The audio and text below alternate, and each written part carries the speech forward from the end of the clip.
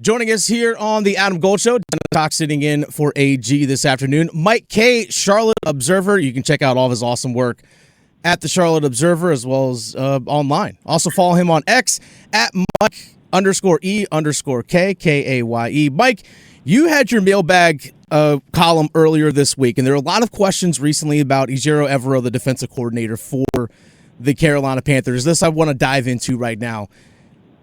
Does it feel like this offseason there's going to be a change in terms of the defense? Because the defensive numbers haven't been there in terms of rush defense and overall just generating turnovers. Does it feel like the defense is going to have a new look this coming in 2025?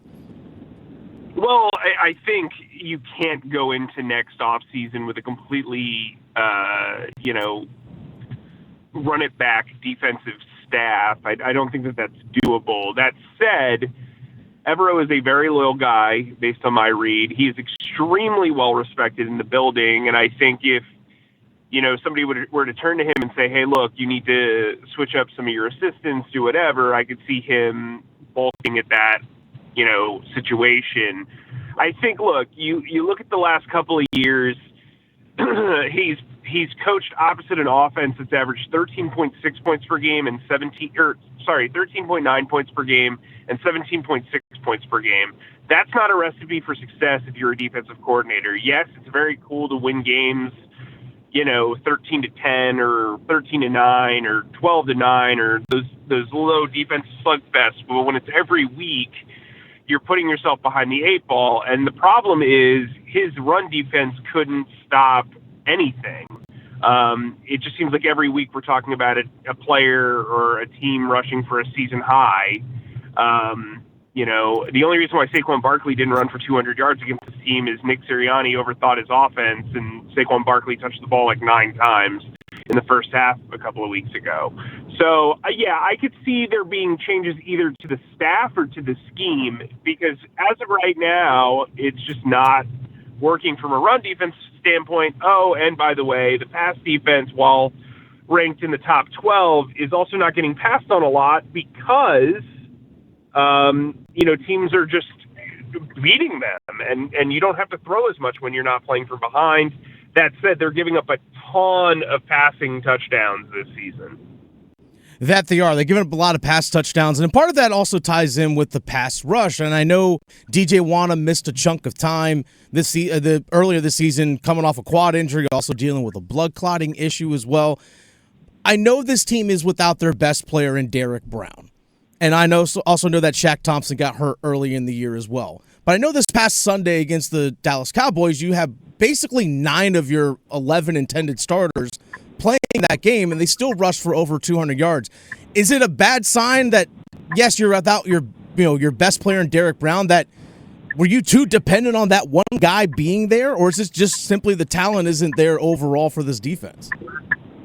Well, I think going into training camp, we kind of knew that they had a paper-thin defense. I mean, they kept talking about how the waiver wire was going to, help them improve depth. Whenever somebody talks about that, it's them openly admitting they do not have depth, and specifically on defense. And I think, look, losing Brian Burns, losing Frankie Luvu was not a great situation for Evero. That said, they brought in a bunch of guys who knew his system, and all of them, to an extent, have faltered. While Josie Jewell's put up really nice numbers, I'd say that he is also not playing particularly well against the run, which is kind of what he was known for. A'Shawn Robinson has played really well, but yeah, like you said, it's a tough beat because there's no reason why a 4-technique defensive end should be the difference between, being a somewhat confident offense or a somewhat confident defense and, well, the worst run defense I've ever covered. Yeah, it definitely ranks up there with one of the worst run defenses, especially in the entire league. Well, it is the worst rush defense in the entire league. Mike Kaye, Charlotte Observer, joining us here on the Adam Gold Show. Dennis Cox sitting in for AG.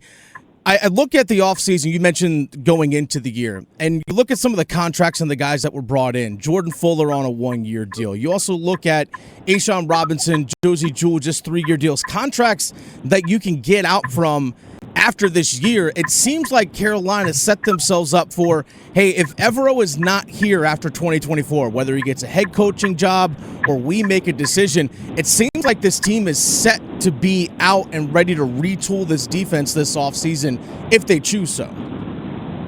Yeah, I think, look, you saw the offense get basically a facelift this year. I think there will be a similar action on defense this year. I think they will go very heavy on defense in the draft. I think they will go pretty heavy on defense in free agency, whether Evero's here or not. And I think that was always kind of the plan. I mean, I think if you watch what they were doing during the offseason, it was very clear on defense they had a specific type, guys who either had a background with Evero or had a background with the front office or played in similar schemes.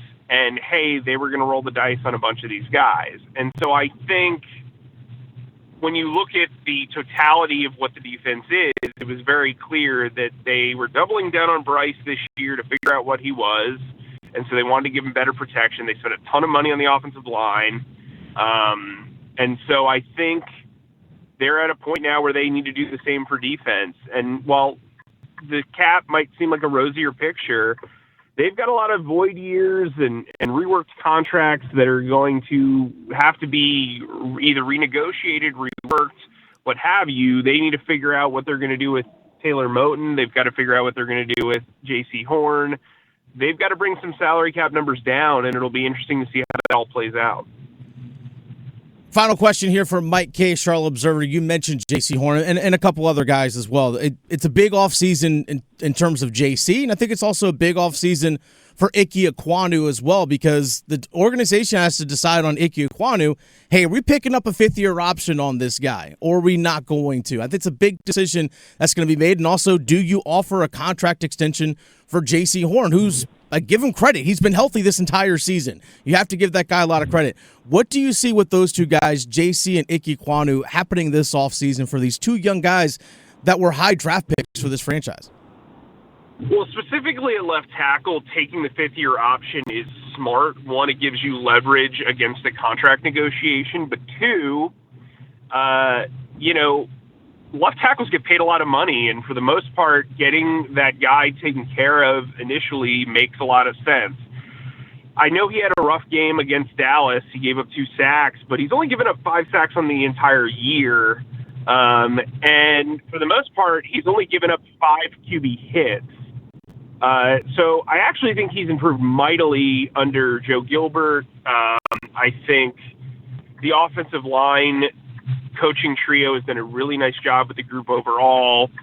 I mean, he's still only in his, in his third year, and I think you've seen marginal improvement. He still has his quirks with penalties, but he's probably a top 3 run blocker at the position in the league, and that's what he was always known for. He was always going to be a work in progress as a pass blocker. I think he's played relatively well. I think with J.C. Horn, the thing is, as you mentioned, having a durable year was really big for him. He had a groin injury coming into the Dallas game, still played. I think that speaks to his mindset. He's been among the top guys, if not leading the league in run stops at the cornerback position. We've seen him add blitzing to his repertoire. He's got 2 sacks. I think he's a guy who still has a ton of upside. He's got great length at the position. He's scheme versatile. There's so much to like about J.C. Horn. Look, I know that there have been moments where it's been confusing because Evero doesn't have him shadow the top wide receiver. There's an argument to be made that that's a mistake. He does play off quite a bit, which I think really is more of a favor of the scheme than his technique. And look, I think he is a guy that when healthy is a top 10 cornerback. It's just a matter of will he be constantly healthy. And the thing is he's going to have a big roster contract number in that 5th-year option. I believe they should get ahead of that option, similar to what they did with Derrick Brown. Now it's time for JC to get his. Mike Kaye, Charlotte Observer. Give him a follow there. Acknowledge his work on the Charlotte Observer. Mike, thanks for your time. Really do appreciate it. Thanks for having me, Dennis.